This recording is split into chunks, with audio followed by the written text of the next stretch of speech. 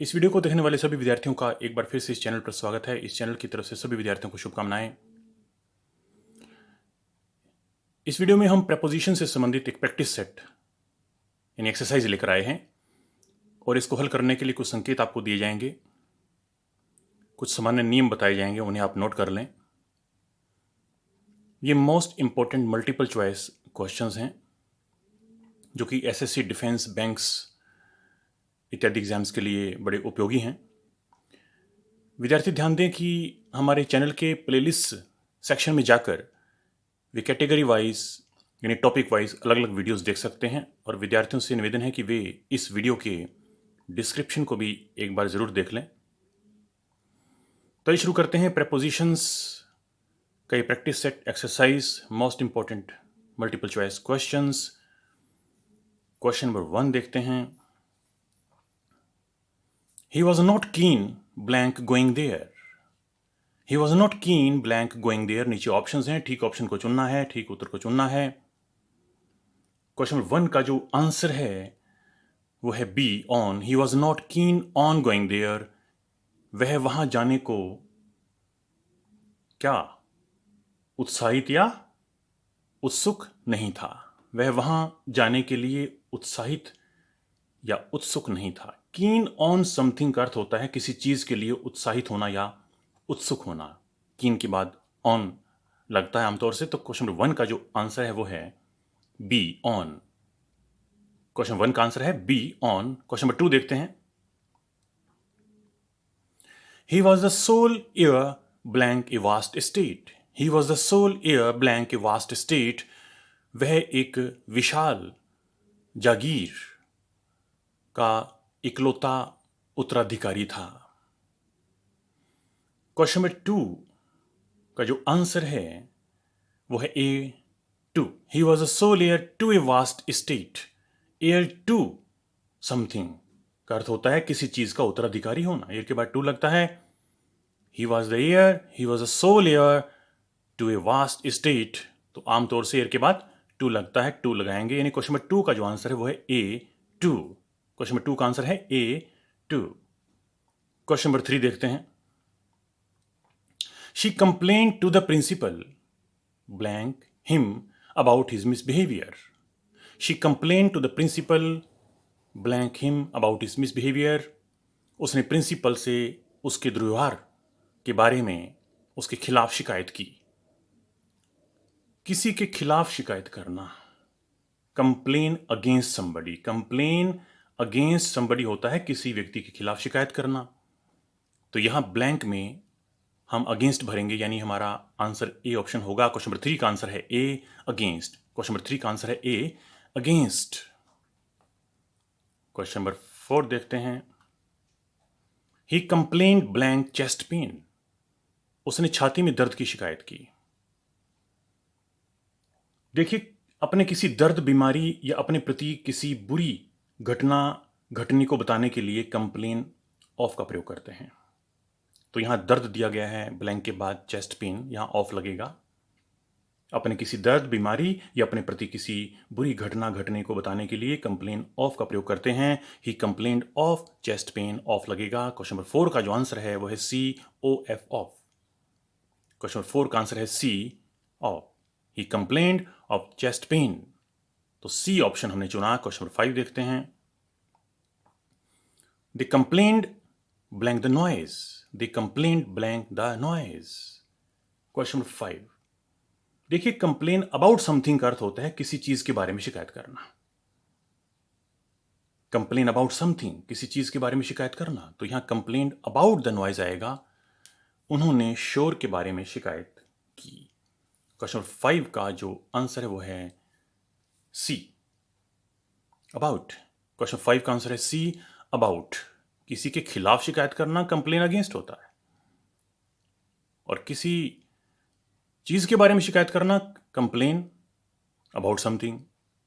तो यहां the noise से पहले अबाउट लगेगा। They complained about the noise. Question 5 का आंसर है सी। क्वेश्चन नंबर 6 देखते हैं। He was no match blank a man with such power. ऐसी ताकत वाले एक व्यक्ति के साथ उसका कोई मुकाबला नहीं था। He was no match blank a man with such power. Question number 6 का जो आंसर है वो है B, for. No match for होता है। नो मैच फॉर समबडी, इसका अर्थ है किसी व्यक्ति के साथ मुकाबला या प्रतियोगिता करने में असमर्थ। नो मैच फॉर समबडी, किसी व्यक्ति के साथ मुकाबला या प्रतियोगिता करने में असमर्थ। तो no match for, question number 6 का आंसर है B, for. He was no match for man with such power. Question number 6 का आंसर है बी, फॉर। क्वेश्चन नंबर 7 देखते हैं। He derives great pleasure blank painting. वह पेंटिंग से बड़ा आनंद, बड़ी खुशी प्राप्त करता है। क्वेश्चन नंबर 7, क्वेश्चन नंबर 7 का आंसर है A, from. He derives great pleasure from painting. देखिए, डिराइव फ्रॉम समथिंग, इसका अर्थ होता है किसी चीज या किसी निश्चित स्रोत से कुछ लेना या प्राप्त करना। डिराइव फ्रॉम समथिंग, किसी चीज या किसी निश्चित स्रोत से कुछ लेना या प्राप्त करना। यहां फ्रॉम लगेगा, डिराइव के बाद फ्रॉम आमतौर से लगता है। क्वेश्चन नंबर 7 का आंसर है ए, फ्रॉम। क्वेश्चन नंबर 7 का आंसर है ए, फ्रॉम। क्वेश्चन नंबर 8 देखते हैं। I fail to see blank his deception. I fail to see blank his deception. मैं उसके धोखे को समझने में या जानने में असमर्थ रहा, असमर्थ हो गया। क्वेश्चन नंबर 8, क्वेश्चन नंबर 8 का आंसर है C, through. I fail to see through his deception. See through something का अर्थ होता है टू अंडरस्टैंड समथिंग, यानी किसी चीज को समझना या किसी चीज को जानना, किसी चीज को ताड़ जाना, समझ जाना। तो यहां I fail to see through his deception में उसके डिसेप्शन को, धोखे को जानने में यानी समझने में असमर्थ रहा। यहां थ्रू आएगा, THROUGH। क्वेश्चन नंबर 8 का आंसर है सी, थ्रू। क्वेश्चन नंबर 8 का आंसर है सी, थ्रू। क्वेश्चन नंबर 9 देखते हैं। She has a great zeal blank social work. She has a great zeal blank social work. उसमें सोशल वर्क के लिए बहुत उत्साह है। वह सोशल वर्क के लिए बहुत उत्साह रखती है। Zeal for something, question number 9 का जो आंसर है वो बी होगा, फॉर लगेगा। जील फॉर समथिंग का अर्थ है किसी चीज के लिए उत्साह। यहां फॉर लगेगा, जील के बाद आमतौर से फॉर लगता है। जील फॉर समथिंग, किसी चीज के लिए उत्साह। She has great zeal for social work. Question number 9 का आंसर है बी, फॉर। क्वेश्चन नंबर 9 का आंसर है बी, फॉर। क्वेश्चन नंबर 10 देखते हैं। Sarita tried to make up blank lost time by working extra hard. Sarita tried to make up blank lost time by working extra hard. Question number 10. देखिए, makeup for something. Makeup for something का अर्थ है किसी चीज को सुधारने या ठीक करने के लिए कुछ करना या किसी बात के लिए क्षतिपूर्ति करना। मेकअप फॉर समथिंग, यहां फॉर आएगा। Sarita tried to make up for lost time by working extra hard. ज्यादा मेहनत करके सरिता ने खोए हुए समय की क्षतिपूर्ति करने की कोशिश की। मेकअप फॉर समथिंग, यहां फॉर लगेगा। क्वेश्चन नंबर 10 का जो आंसर है वो है B, Sarita try to make up for lost time by working extra hard. Question number 10 का आंसर है बी, फॉर। क्वेश्चन नंबर 11 देखते हैं। Question number 11, the captain of the ship connived blank the smuggling of goods. The captain of the ship connived blank the smuggling of goods. देखिए, connive at something होता है किसी कार्य में गुप्त रूप से सहयोग देना या किसी बात के लिए मौन सहमति देना या देखी अनदेखी करना। फिर सुन लीजिए, connive at something का अर्थ है किसी कार्य में गुप्त रूप से सहयोग देना या किसी बात के लिए मौन सहमति देना या देखी अनदेखी करना। connived at आएगा यहां। The captain of the ship connived at the smuggling of goods. जहाज के कप्तान ने वस्तुओं की तस्करी में गुप्त रूप से सहयोग दिया। एट लगेगा, connive के बाद एट लगता है किसी कार्य में गुप्त रूप से सहयोग देने के अर्थ में। तो यहां एट लगेगा, तो ऑप्शन जो है वो है डी। क्वेश्चन नंबर 11 का आंसर है डी, एट। क्वेश्चन नंबर 11 का आंसर है डी, एट। क्वेश्चन नंबर 12 देखते हैं। She excels blank music and art. She excels blank music and art. Excel at something, किसी चीज में बढ़िया होना या श्रेष्ठ होना। देखिए, एक्सेल के बाद एट और इन दोनों लगते हैं। यहां नीचे हम एट देख रहे हैं ऑप्शन ए में। She excels at music and art. Excel के बाद एट और इन दोनों लगते हैं, आमतौर से दोनों लगते हैं। नीचे हम एट देख रहे हैं ऑप्शन ए में, तो हमने चुना है A option, she excels at music and art. तो क्वेश्चन 12 का आंसर है ए, एट। क्वेश्चन 12 का आंसर है ए, एट। एक्सेल के बाद आमतौर से इन और एट दोनों लग सकते हैं, तो हमने ए ऑप्शन चुना है। क्वेश्चन नंबर 13 देखते हैं। She excels blank foreign languages. She excels blank foreign languages. वह फॉरेन लैंग्वेजेस में, विदेशी भाषाओं में बढ़िया है, श्रेष्ठ है। देखिए, अभी बताया कि एक्सेल के बाद इन और एट दोनों लगते हैं, लेकिन एक्सेल के बाद कोई स्किल या एक्टिविटी ना हो तो आमतौर से एक्सेल के बाद हम इन लगाते हैं। यहाँ फॉरेन लैंग्वेजेस दिया गया है, हम इन चुनेंगे नीचे, और ऑप्शंस में एट है भी नहीं, तो हमें इन चुनना होगा। She excels in foreign languages.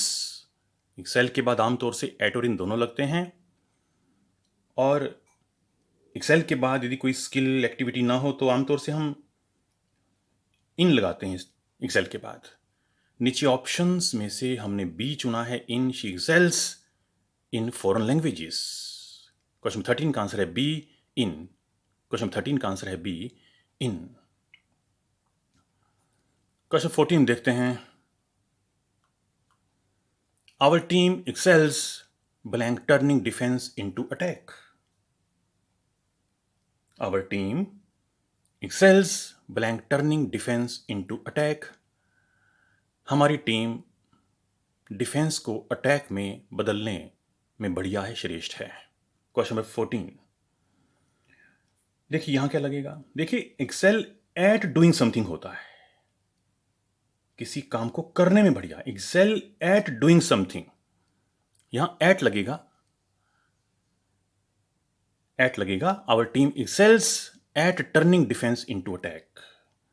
ध्यान दीजिए, एक्सेल एट डूइंग समथिंग, तो यहां एट लगाना है क्योंकि आगे टर्निंग डिफेंस इनटू अटैक, तो किसी काम को करने में बढ़िया होने के अर्थ में यहां हमने क्या लगाना है, एट लगाना है। Our team excels at turning defence into attack.